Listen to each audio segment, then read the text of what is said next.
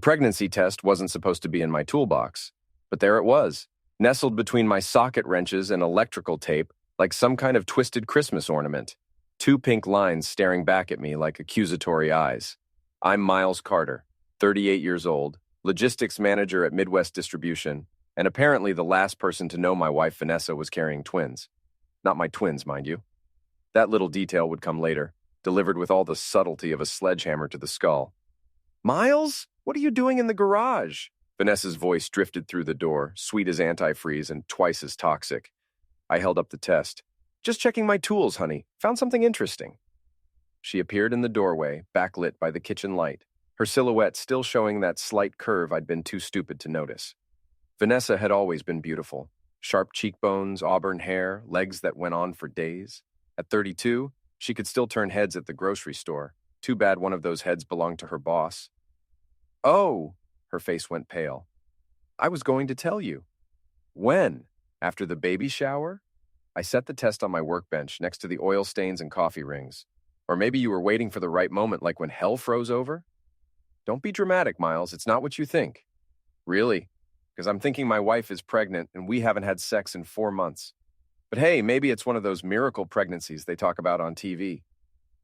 Vanessa stepped into the garage, her heels clicking on the concrete.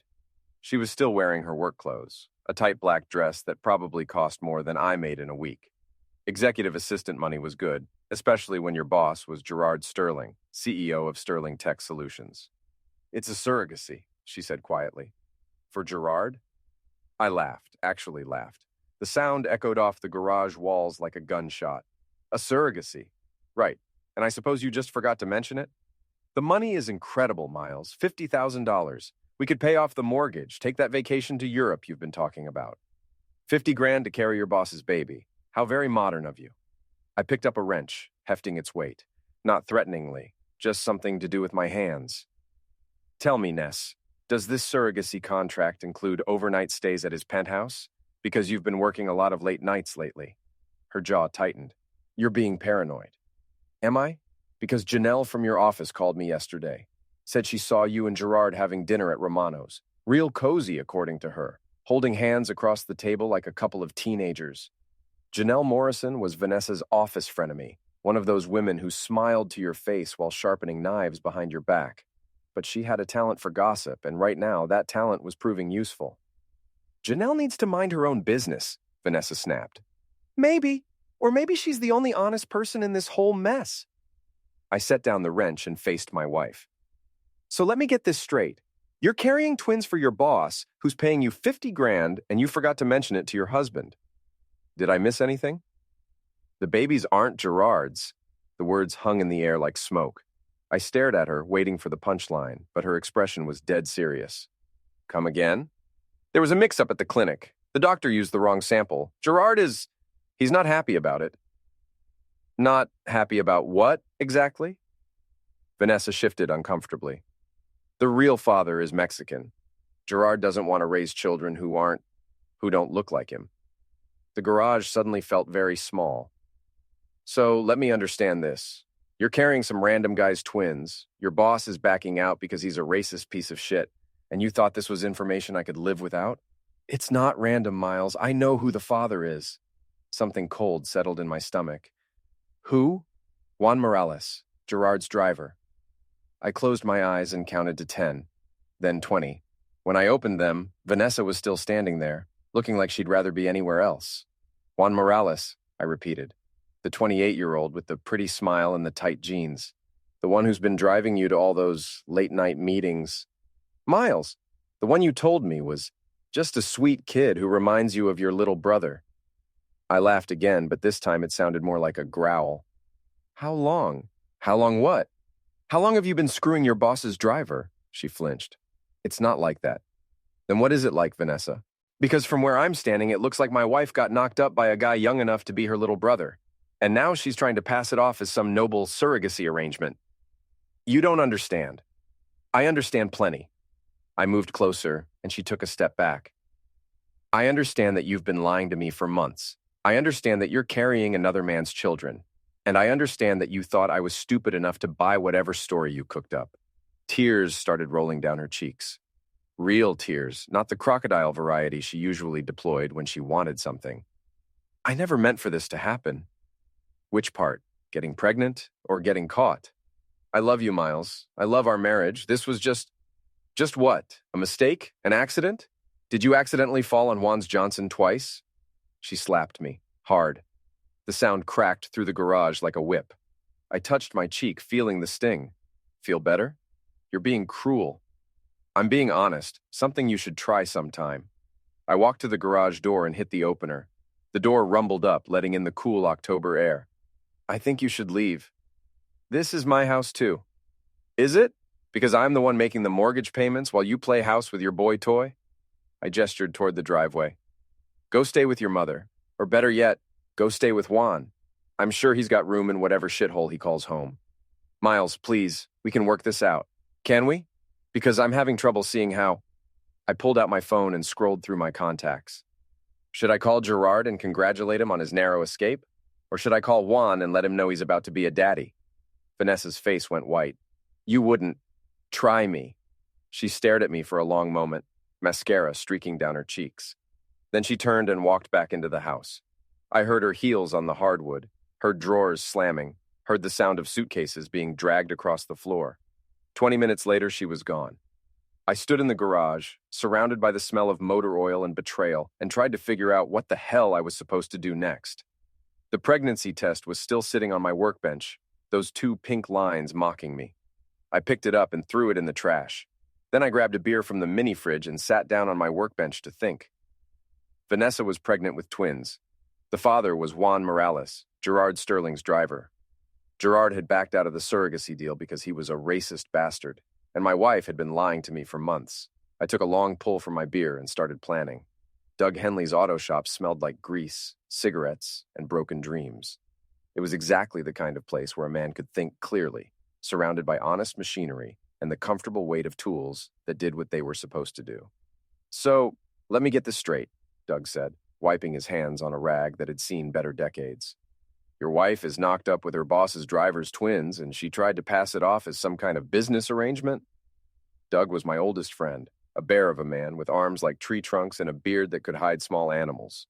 He'd been running this shop for 15 years, ever since he got out of the Army, and he had a talent for making problems disappear. That's the short version, I said, leaning against his workbench. The long version involves a lot more lying and a lot more stupidity on my part. How long you think it's been going on? Hard to say. She's been working late for about 6 months, but the pregnancy is only 3 months along. So either she's been planning this for a while, or Juan works fast. Doug snorted. My money's on fast. These young guys, they don't waste time with foreplay. Thanks for that mental image. You want my advice? That's why I'm here. Doug set down his rag and looked at me seriously. Cut your losses. File for divorce, take half of everything, and find yourself a woman who knows the difference between a husband and a meal ticket. I've thought about that. But I'm not feeling particularly charitable right now. I pulled out my phone and showed him the photo I'd taken of the pregnancy test. She thought I was too stupid to figure it out. She actually thought she could convince me that carrying another man's babies was some kind of favor to her boss. So, what do you want to do? I want to make sure everyone knows exactly what kind of woman Vanessa Carter really is. Starting with her boss. Doug grinned. Now you're talking my language. What do you need? Information. I need to know where she's staying, who she's talking to, what her next move is going to be. That's doable. What else? I need to clone her phone. Doug raised an eyebrow. That's a little more complicated. But not impossible? Nothing's impossible if you know the right people. And lucky for you, I know all the wrong people. He walked over to a locked cabinet and pulled out a small black device that looked like a phone charger. This little beauty will copy everything on her phone, texts, emails, photos, GPS history. All you need is about 10 minutes with her phone. How am I supposed to get 10 minutes with her phone? Leave that to me. I've got an idea. An hour later, we were sitting in Doug's pickup truck outside Sterling Tech Solutions, watching the lunch crowd stream out of the glass tower that housed Gerard's empire. The building was one of those modern monstrosities that looked like it had been designed by someone who hated both architecture and human comfort. There, Doug said, pointing to a black BMW pulling up to the curb. That's got to be him. Gerard Sterling stepped out of the passenger side. And I had to admit the man looked the part of a successful CEO. Tall, silver-haired, wearing a suit that probably cost more than my car. He had the kind of confidence that came from never having to worry about money, and the kind of smile that said he knew exactly how much better he was than everyone else. The driver got out and walked around to open Gerard's door. Juan Morales was everything Vanessa had said. Young, handsome, with the kind of easy charm that made middle-aged women do stupid things. He was wearing a chauffeur's uniform, but he wore it like a costume, like he was playing dress-up. "That's him," I said. "That's the father of my wife's twins." "He's prettier than I expected," Doug said. "I can see why Vanessa went for him." "Thanks. That makes me feel so much better." We watched as Gerard disappeared into the building, and Juan drove the BMW toward the parking garage. A few minutes later, Juan emerged from the garage on foot and walked into the building through a side entrance. "Employee's entrance," Doug observed. "He knows his place." For now. My phone buzzed with a text message. It was from Vanessa. "Miles, we need to talk. Meet me at Romano's at 7, please." I showed the message to Doug. "What do you think?" "I think she's going to try to sell you some new bullshit story, but it's also an opportunity." "How so?" "She'll have her phone with her, and Romano's is loud, crowded, lots of distractions. Perfect place to make a little switch." Doug pulled out a phone that looked identical to Vanessa's iPhone. "I had my guy make this while we were waiting. It's got the same case, same screensaver, everything. You slip her the clone, use the real one to copy everything with that device I gave you, then switch them back.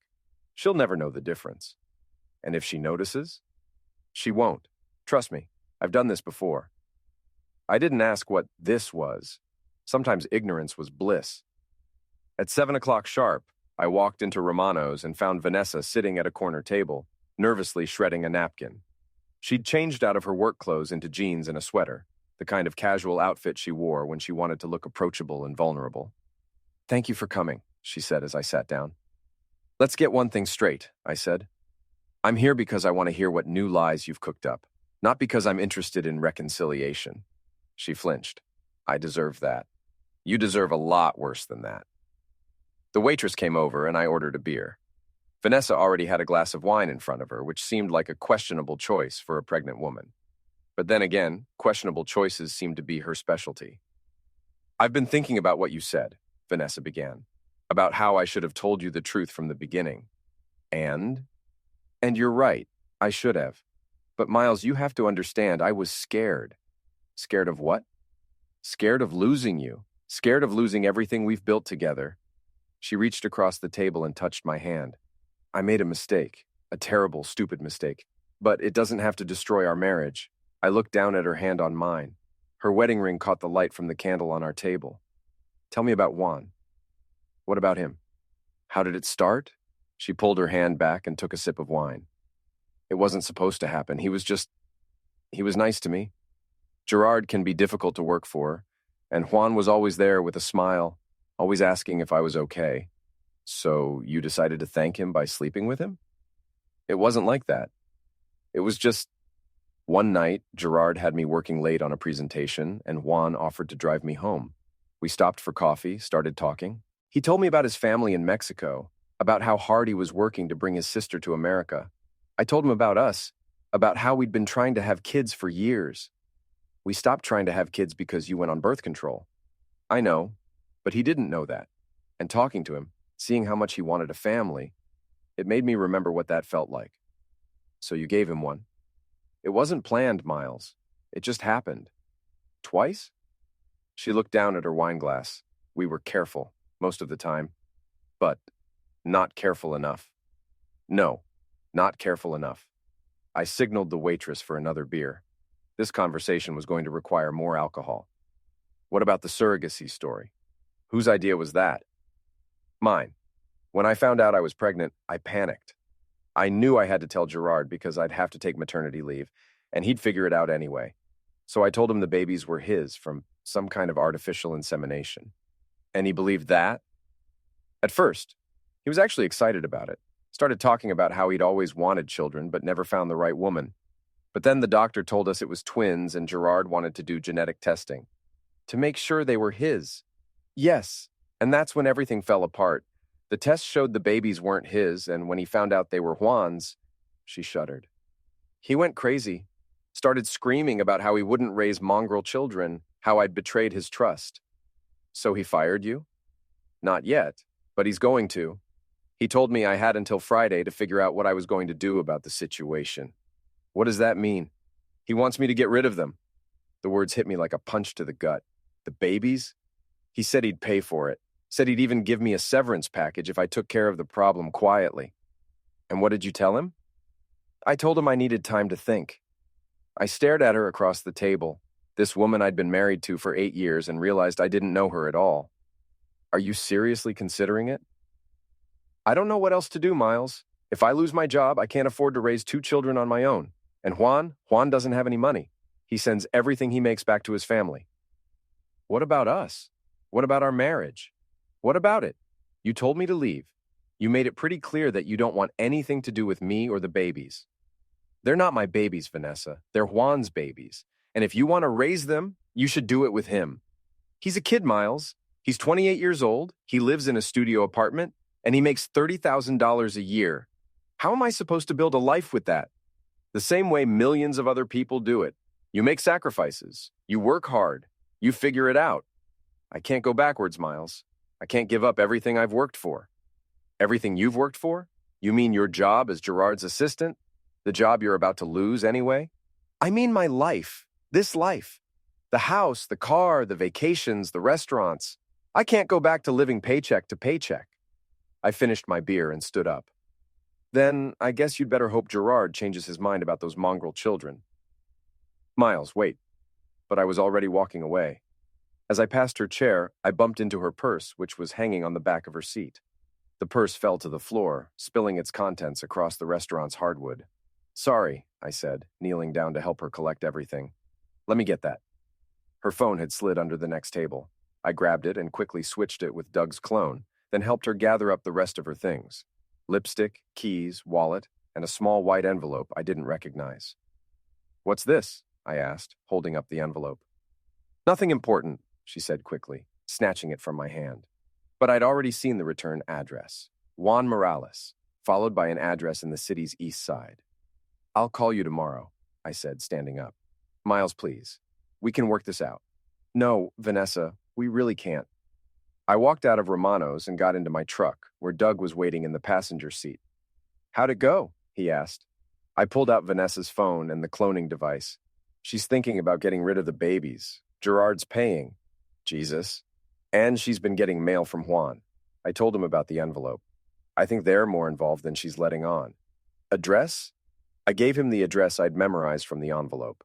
Doug plugged it into his phone's GPS. East Side, not the best neighborhood. He looked at the phone in my hands. You ready to see what secrets your wife's been keeping? I plugged the phone into the cloning device. The screen lit up, showing a progress bar. Let's find out. The cloning device worked like a charm. Within 10 minutes, I had access to every text message, email, photo, and GPS location from Vanessa's phone for the past 6 months.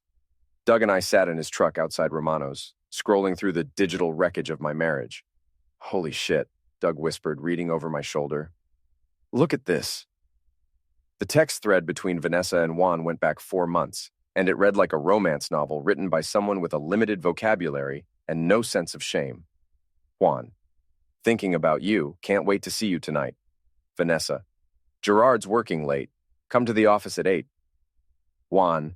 Your husband suspect anything? Vanessa. Miles doesn't suspect anything. He's too busy with his stupid job to notice. Stupid job, I muttered. My stupid job that pays for her stupid lifestyle. Doug kept scrolling. It gets better. Look at this one from last month. Juan. What if we just told everyone the truth, that we love each other and want to be together? Vanessa. We can't, not yet. I need to figure out the money situation first. Juan. I don't care about money. I just want you and our babies. Vanessa. That's easy for you to say. You don't have anything to lose. Ouch, Doug said. Poor kid actually thinks she loves him. Keep going. The messages got progressively more damning. There were photos, nothing pornographic, but intimate enough to make my stomach turn. Pictures of Juan shirtless in what looked like a hotel room.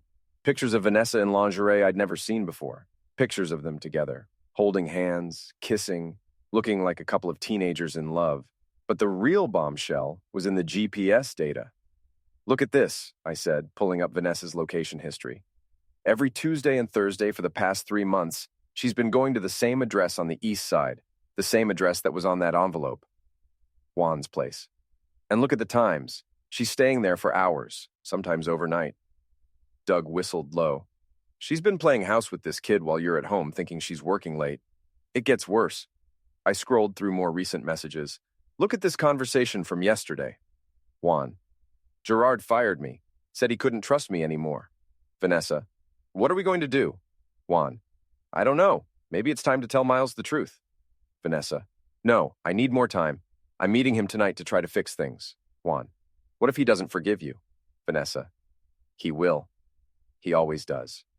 I stared at the screen, feeling something cold and sharp settle in my chest. She always does this. Does what? Lies to me, gets caught, then expects me to forgive her and pretend it never happened. I scrolled back through older messages, looking for patterns. Remember when she said she was taking night classes to improve her computer skills? Look at this. The GPS data from 6 months ago showed a pattern of visits to a different address, one that turned out to be a high-end spa in the suburbs. She was getting spa treatments twice a week while I was eating peanut butter sandwiches for lunch to save money for her education. You want to see the financial stuff? Doug asked, pulling up her banking app. I nodded, though I wasn't sure I wanted to know. Vanessa's checking account showed a balance of $37,000. Her savings account had another $15,000. There were regular deposits from Sterling Tech, but also cash deposits that didn't match her salary schedule. Where's this money coming from? I asked. Doug scrolled through the transaction history. Look at these cash deposits. 500 here, 1,000 there. All irregular, all in round numbers. Gerard's been giving her money. For what? Services rendered? We sat in silence for a moment, absorbing the full scope of Vanessa's deception. She hadn't just been cheating on me. She'd been living a completely separate life, funded by her boss and centered around her young lover. There's more, Doug said quietly. Look at this email thread. The emails were between Vanessa and someone named Dr. Patricia Hoffman at the Midwest Fertility Clinic. The subject line read, Surrogacy Contract, Sterling. I opened the first email and read it aloud. Ms. Carter, per our discussion, I'm attaching the modified surrogacy contract for Mr. Sterling. As discussed, the contract has been backdated to reflect the agreed-upon timeline, and all references to artificial insemination have been included as requested. Please review and let me know if you need any additional modifications. She faked the whole thing, I said. The surrogacy contract, the artificial insemination, all of it. She had the doctor create fake paperwork to cover up her affair. Keep reading. The next email was Vanessa's response. Dr. Hoffman, thank you for your discretion in this matter. As discussed, Mr. Sterling is not aware that the insemination was not performed in your clinic. I trust this information will remain confidential. Dr. Hoffman's reply was brief. Of course. However, I must remind you that when the genetic testing is performed, the truth will come out. I strongly advise you to consider telling Mr. Sterling the truth before that happens. She knew, I said. She knew from the beginning that the genetic testing would expose her lies, and she did it anyway. What's the date on that last email? I checked. 3 weeks ago? So she's known for 3 weeks that Gerard was going to find out, and she still didn't tell you the truth. My phone buzzed with a text message. It was from Vanessa's real phone. Miles, I'm sorry about tonight. I know you're angry, but please don't do anything rash. We can still fix this. I showed the message to Doug. Too late for that. What do you want to do? I thought about it for a moment. Vanessa was probably on her way back to Juan's apartment right now, ready to tell him all about our conversation and how she'd managed to buy herself more time. Meanwhile, Gerard was sitting in his penthouse, planning to fire her on Friday and expecting her to quietly get rid of the problem. I want to make some phone calls, I said finally. To who? First, I'm calling Gerard. I think he deserves to know the whole truth about his trusted assistant. And then? Then I'm calling Janelle. She loves gossip, and I've got the story of the century. Doug grinned. I like it. What about Juan? Juan's just a kid who got in over his head, but he's about to learn that actions have consequences. I pulled out my own phone and dialed Gerard's number. It was listed on Sterling Tech's website as his direct line. Sterling, he answered on the second ring. Mr. Sterling, this is Miles Carter, Vanessa's husband. There was a pause. I see. What can I do for you, Mr. Carter? I think we need to talk about Vanessa, About Juan, and about the lies she's been telling both of us. Another pause, longer this time. I'm listening. Not over the phone. Can you meet me somewhere private? I have some information I think you'll find very interesting. What kind of information? The kind that involves fake medical records, forged contracts, and your driver sleeping with your assistant in your company car. The silence stretched so long I thought he'd hung up. Then, where do you want to meet? Do you know Doug's auto shop on 5th Street? I'll find it. Give me 30 minutes. Mr. Sterling, you might want to bring your lawyer. Why?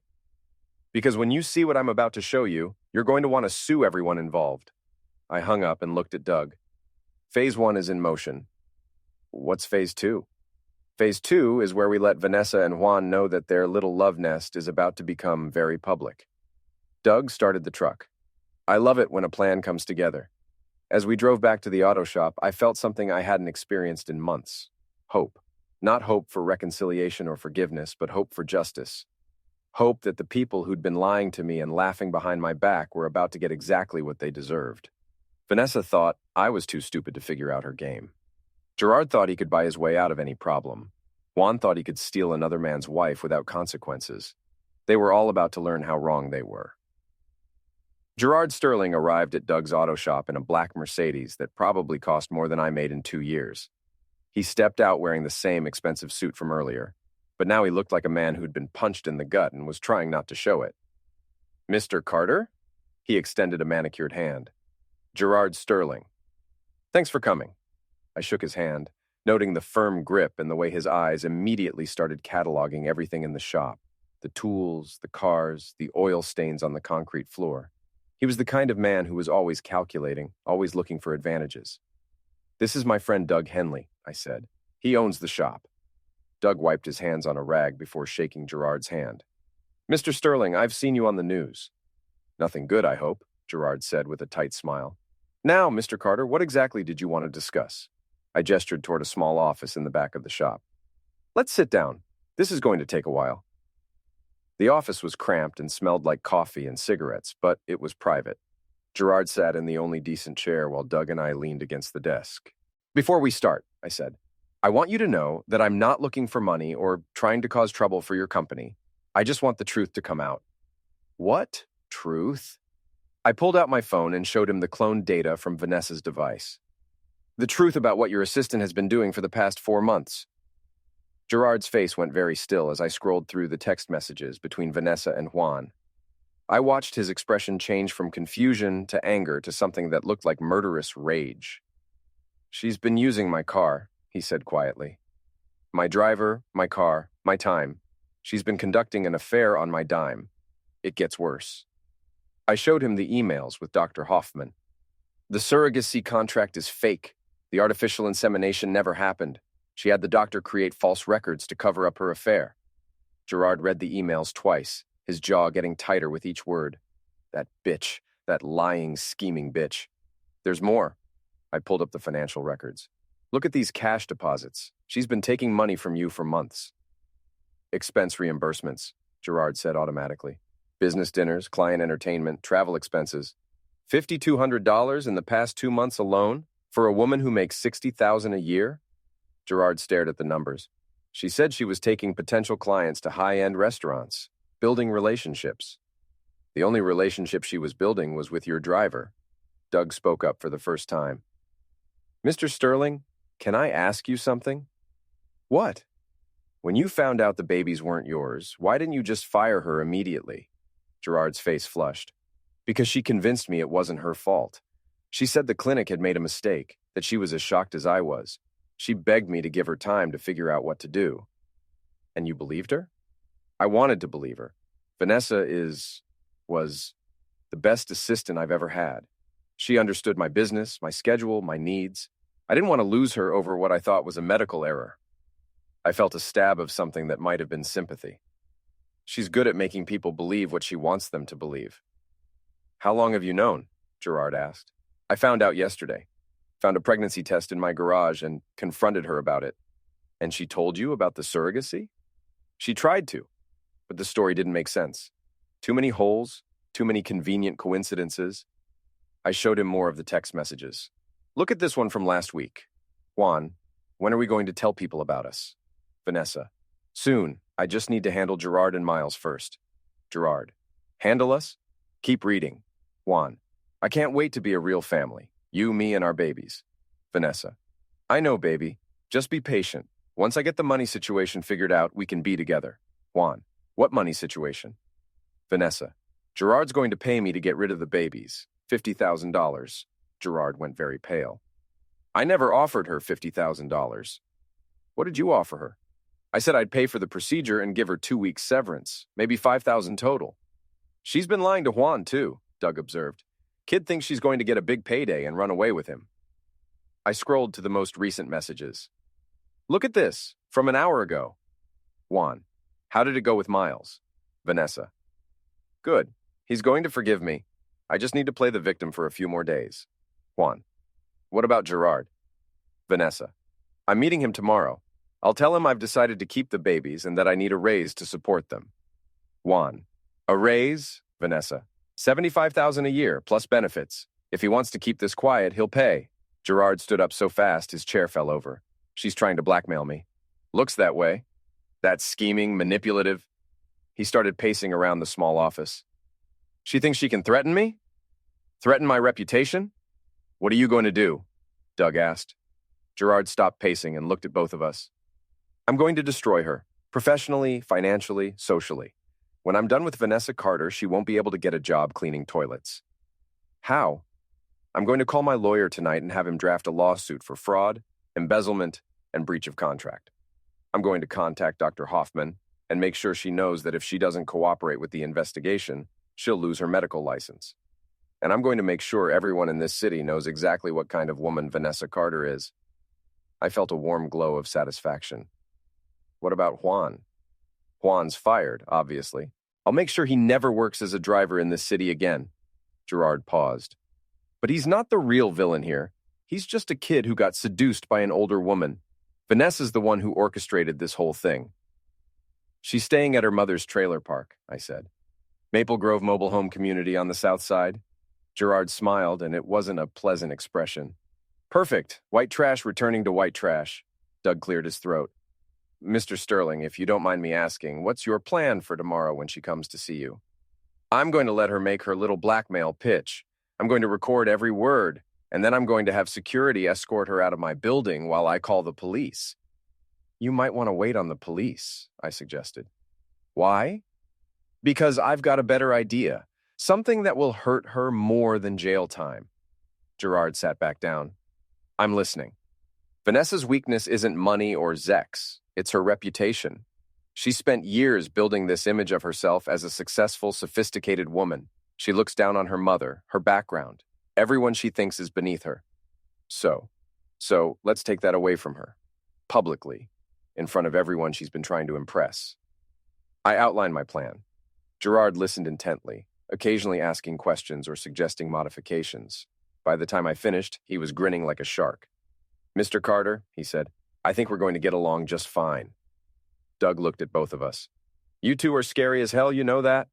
Scared men don't get justice, Gerard said. They get screwed. Speaking of justice, I said, there's one more thing I need to take care of. What's that? I need to have a conversation with Juan, man to man. Gerard nodded. Want some company? I thought you'd never ask. Juan Morales lived in a converted warehouse on the east side, in one of those neighborhoods where people minded their own business and didn't ask questions about strange noises in the night. The building had been divided into studio apartments, each one barely large enough for a bed and a hot plate. Gerard parked his Mercedes a block away, no sense advertising our presence, and we walked to Juan's building on foot. It was just after 10 o'clock, and the streets were mostly empty, except for a few working girls and their customers. You sure about this? Gerard asked as we climbed the stairs to the third floor. I'm sure, because if this goes wrong, it won't go wrong. I knocked on the door of apartment 3C. There was a long pause, then the sound of footsteps. Who is it? Juan's voice was muffled by the door. Miles Carter, Vanessa's husband. Another pause. Then the sound of multiple locks being undone. Juan opened the door wearing nothing but a pair of jeans. He was everything Vanessa had described. Young, handsome, with the kind of lean muscle that came from hard work rather than gym memberships. But up close, he looked scared. Mr. Carter, what are you doing here? We need to talk. I gestured to Gerard. You remember Mr. Sterling? Juan's face went pale. Mr. Sterling, I thought... Vanessa said you were okay with everything. Did she? Gerard's voice was ice cold. That's interesting because I don't remember being okay with my employee stealing my car to meet her lover. I can explain. I'm sure you can. But first, we're coming in. Juan stepped aside and we entered his apartment. It was exactly what I'd expected. Tiny, cramped, furnished with secondhand furniture, and decorated with photos of family members who looked like they were still living in poverty. Sit down, I said. Juan sat on the edge of his bed, which also served as his couch. Gerard and I remained standing, using our height advantage to make him feel small. Juan, I said, how long have you been sleeping with my wife? Mr. Carter, I never meant for this to happen. How long? 4 months. And in those 4 months, did it ever occur to you that she was married?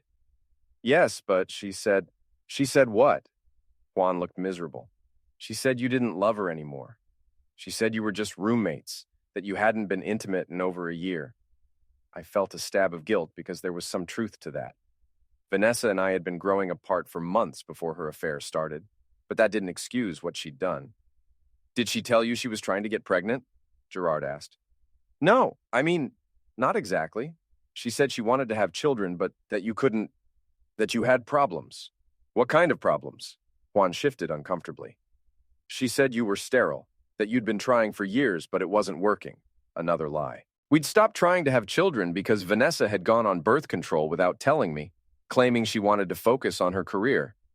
And you believed her? I asked. Why wouldn't I? She's a good woman. She's smart, successful, beautiful. Why would she lie? Gerard and I exchanged glances. The kid really had no idea what he'd gotten himself into. Juan, Gerard said, what did Vanessa tell you about the surrogacy arrangement? She said you wanted her to carry your children because you couldn't find a woman good enough to be their mother. And that didn't strike you as odd? A little, but rich people do weird things, and she said you were paying her a lot of money. How much money? $50,000. I pulled out my phone and showed Juan the text messages between him and Vanessa. Look at this conversation from yesterday. Juan read the messages, his face growing more confused with each line. I don't understand. She told me you were going to pay her $50,000 to get rid of the babies. I never offered her $50,000 for anything, Gerard said, and I certainly didn't offer to pay her to kill my own children. But these aren't your children, Juan said. They're mine. Exactly, which means the surrogacy contract was fake from the beginning. I watched Juan's face as the implications sank in. He went from confused to shocked to angry in the space of about 10 seconds. She lied to me. She lied to everyone, I said. She lied to you about me, she lied to Gerard about you, and she lied to me about both of you. But why? Gerard sat down in the apartment's only chair. Because she wanted to have her cake and eat it too. She wanted to keep her job, her salary, and her lifestyle.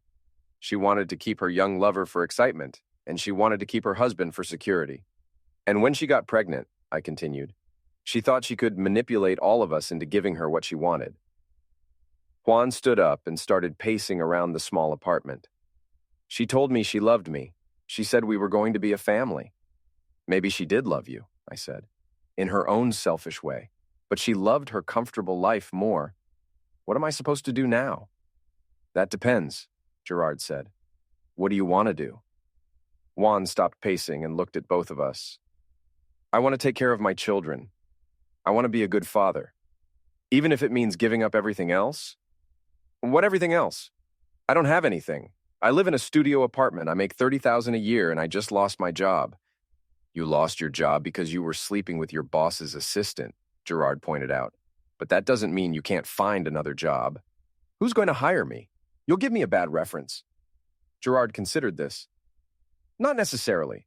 If you cooperate with me, if you tell the truth about what happened, I might be willing to help you find something else. What kind of cooperation? I pulled out a small digital recorder. We want you to call Vanessa right now. We want you to ask her about the money, about her plans, about what she's told each of us. You want me to trick her? We want you to get the truth, for your children's sake, if nothing else. Juan looked at the recorder, then at Gerard, then at me. What happens to her when you get the truth? She faces the consequences of her choices, Gerard said. Just like everyone else. Will she go to jail? Probably not. But she'll lose her job, her reputation, and any chance of manipulating her way out of this mess. Juan was quiet for a long moment. Then he nodded. Okay, I'll do it. I handed him the recorder and his phone. Put it on speaker. Ask her about the $50,000. Ask her what she's planning to tell Gerard tomorrow. Juan dialed Vanessa's number. She answered on the second ring. Juan, it's late. Is everything okay? I've been thinking about what you said. About the money. What about it? $50,000 is a lot of money. Are you sure Gerard's going to pay that much? There was a pause. Of course I'm sure. I told you he wants this problem to go away quietly. But what if he doesn't? What if he changes his mind? He won't, trust me. I know how to handle Gerard Sterling. How? I have information about his business that he doesn't want made public. If he doesn't pay me, I'll make sure his competitors find out about his little tax avoidance schemes. Gerard's face went dark. Vanessa was threatening to expose confidential business information. What about Miles? Juan asked. What if he doesn't forgive you? Vanessa laughed. Miles will forgive me. He always does. He's too weak to leave me, and too stupid to realize he could do better. I felt something cold and hard settle in my chest. But what if he doesn't this time? Then I'll take him for half of everything he owns and move in with you. We'll use Gerard's money to start over somewhere else. What about your job? What about it? I can get another job. With my experience and references, I can work anywhere I want. Vanessa, Juan said quietly, do you love me? Of course I love you. You're the father of my children.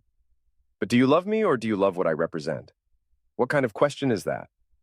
The kind of question a man asks when he's trying to figure out if the woman carrying his children actually cares about him, or if she's just using him. There was a long silence. Then Vanessa's voice, colder now. Juan, you're being paranoid. I've risked everything for you. My marriage, my job, my reputation. Doesn't that prove how I feel?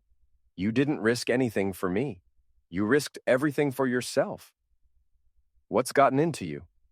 Juan looked at me and Gerard, then back at the phone. I know about the fake surrogacy contract, Vanessa. I know about the lies you told Gerard and the lies you told Miles. I know about the money you've been stealing. The silence stretched so long I thought she'd hung up. Then, who told you that? Does it matter? Juan, listen to me very carefully. Whatever anyone has told you, it's not true. I love you. I love our babies. Everything I've done has been to protect our future together. Our future? You mean the future where you blackmail your boss and divorce your husband and run away with money that doesn't belong to you?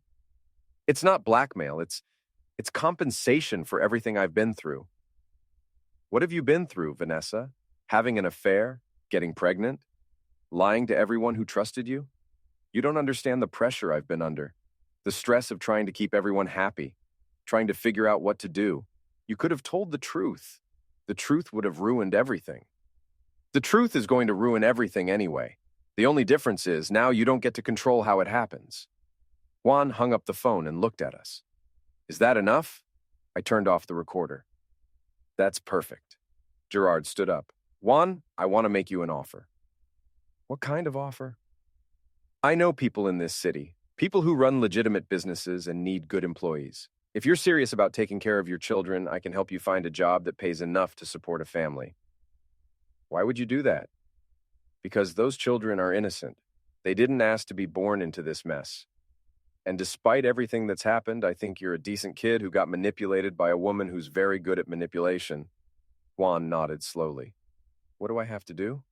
Be a good father, work hard, stay away from married women. And, Gerard smiled, and show up at Sterling Tech tomorrow at 2 o'clock.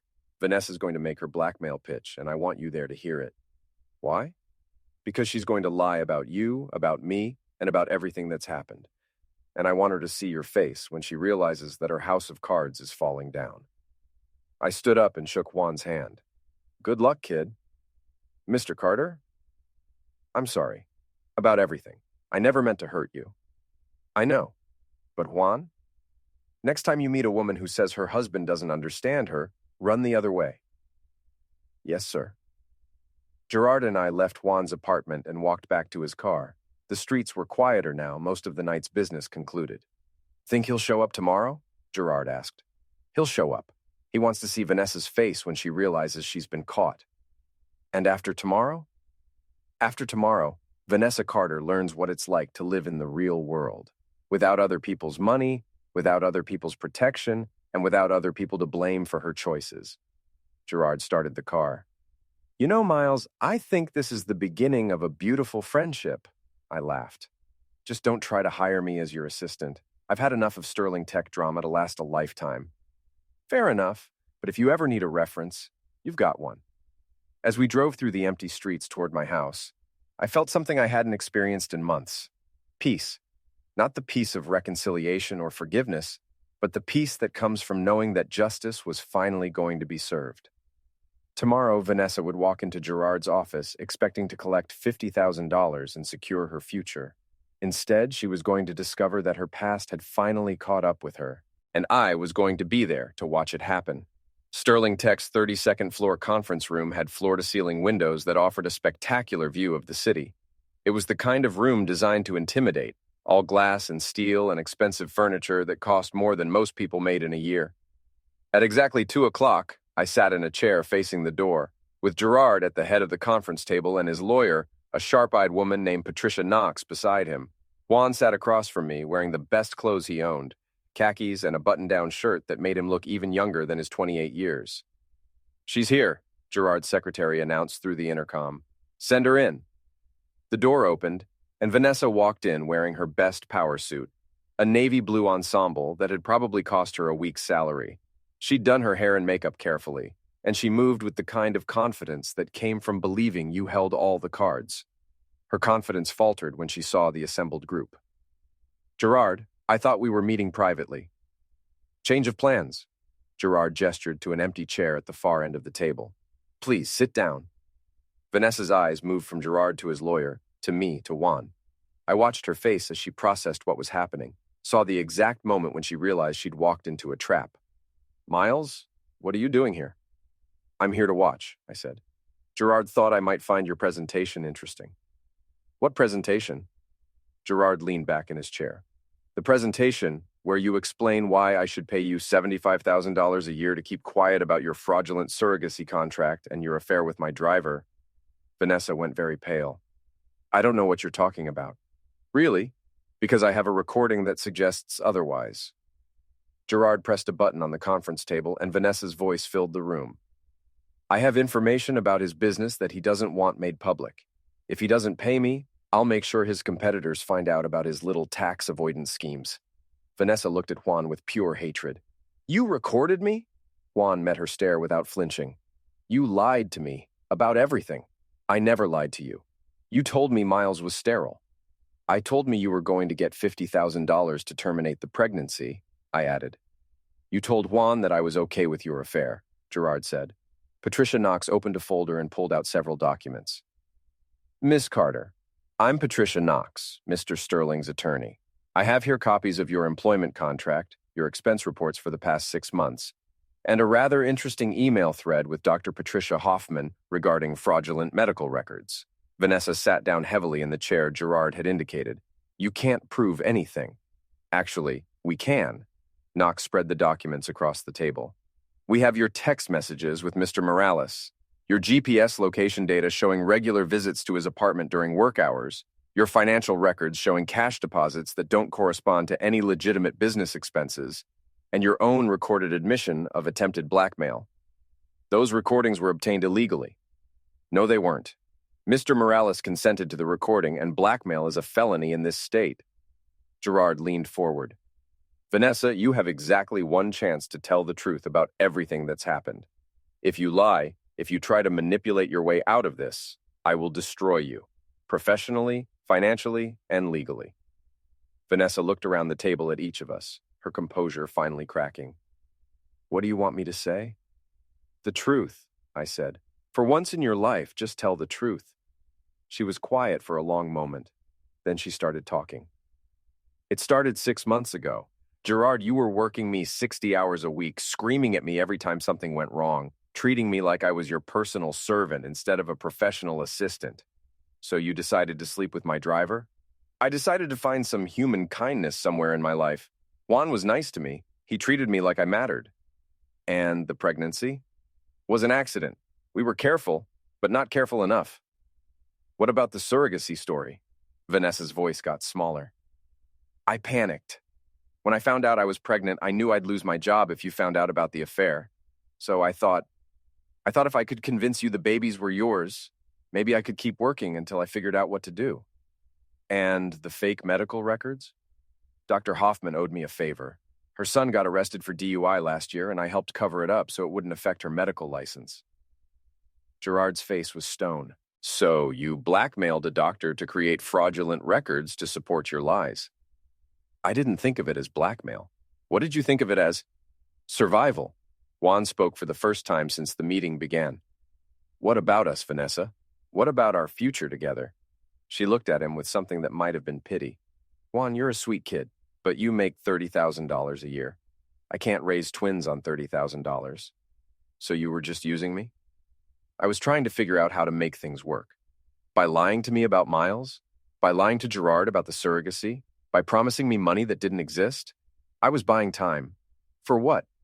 To find a solution that worked for everyone. I laughed, and it wasn't a pleasant sound. A solution that worked for everyone? You mean a solution where you got money from Gerard, support from Juan, and security from me, while lying to all of us? Miles, you have to understand. I understand perfectly. You wanted to have your cake and eat it too. You wanted the excitement of a young lover, the security of a husband, and the lifestyle that Gerard's money could provide. Patricia Knox cleared her throat. Miss Carter, my client is prepared to offer you a choice. What kind of choice? You can resign immediately, return any company property in your possession, and sign a non-disclosure agreement. In exchange, Mr. Sterling will not press criminal charges for fraud and embezzlement. What's the alternative? We call the police right now and have you arrested. Vanessa looked at Gerard. What about my severance? My benefits? You forfeited those when you decided to defraud my company. I have twins on the way. I need health insurance. You should have thought about that before you started stealing from me. Juan stood up. I'll take care of the babies. Everyone looked at him. What? I said I'll take care of them. They're my children. I'll figure out a way to support them. Vanessa stared at him. Juan, you can't afford. I'll figure it out. Mr. Sterling said he'd help me find a better job. I'll work 2 jobs if I have to. And what about me? What about you? I'm carrying your children. You're also carrying lies, manipulation, and enough baggage to sink a ship. I want to be a father to my children, but I don't want anything else to do with you. The silence in the room was deafening. Finally, Vanessa turned to me. Miles, we've been married for 8 years. That has to count for something. It does count for something, I said. It counts as 8 years of my life I'll never get back. I made mistakes. You made choices. Bad choices. Selfish choices. And now you get to live with the consequences. Patricia Knox pushed a document across the table. Miss Carter, this is your resignation letter. Sign it, and you can walk out of here a free woman. Don't sign it, and you'll be walking out in handcuffs. Vanessa picked up the pen with shaking hands. What am I supposed to do now? That's not our problem, Gerard said. You're a smart woman. You'll figure something out. She signed the document and pushed it back across the table. There's one more thing, I said. What? I want a divorce. No alimony, no division of assets. You walk away with whatever you brought into the marriage, and I keep everything else. Miles, be reasonable. I am being reasonable. I could take you to court and expose everything you've done. Your affair, your lies, your attempted blackmail. How do you think that would play in front of a judge? She signed the divorce papers without another word. Gerard stood up. Security will escort you to your office to collect your personal belongings. You have 10 minutes. As Vanessa was led out by 2 security guards, the rest of us sat in silence. Finally, Juan spoke. What happens now? Now you become a father, Gerard said, and I help you find a job that pays enough to support your family. What about Vanessa? Vanessa gets to discover what life is like when you can't manipulate your way out of every problem. I stood up and shook Gerard's hand. Thank you. For what? For helping me see who she really was? Thank you for opening my eyes about my employee. Juan approached me hesitantly. Mr. Carter, I want you to know, Juan, you were a kid who got seduced by an expert. Don't let it happen again. No, sir, it won't. I left Sterling Tech and drove home to my empty house. For the first time in months, the silence didn't feel oppressive. It felt peaceful. My phone buzzed with a text message from Doug. How did it go? I texted back, better than expected. Vanessa's unemployed, Juan's going to be a father, and I'm getting divorced. Want to grab a beer and celebrate? I'll be there in 20 minutes. As I drove toward Doug's shop, I thought about Vanessa. She was probably in her car right now, calling everyone she knew, trying to find someone to blame for her problems. But there was no one left to blame except herself. She'd lost her job, her husband, her lover, and her reputation. The twins she was carrying would grow up knowing their father, but they'd also grow up knowing what kind of woman their mother really was. It wasn't the ending she'd planned, but it was the ending she'd earned. And for the first time in years, I was looking forward to tomorrow. 3 months later, I ran into Juan at the grocery store. He was working as a supervisor at a logistics company Gerard had recommended, making twice what he'd made as a driver. He looked older, more serious, but also more confident. "How are the babies?" I asked. "Due next month. I've got everything ready. Crib, car seats, diapers. I even took a parenting class." "And Vanessa?" "Living with her mother in the trailer park. She tried to get back together with me last month. Said she'd realized what was really important." "What did you tell her?" "I told her she was right. My children are what's really important, and they deserve better than a mother who lies to everyone she's supposed to love." "Good for you." "Mr. Carter, I want you to know. I'm going to make sure those kids know the truth about everything. Not to hurt their mother, but so they understand that actions have consequences. That's all any of us can do, Juan. Try to be better than the people who came before us." I shook his hand and walked away, feeling something I hadn't experienced in years. Hope for the future. Vanessa had thought she could manipulate her way through life, using people like chess pieces to get what she wanted. But in the end, the only person she'd destroyed was herself. And sometimes, that's exactly the ending a story deserves.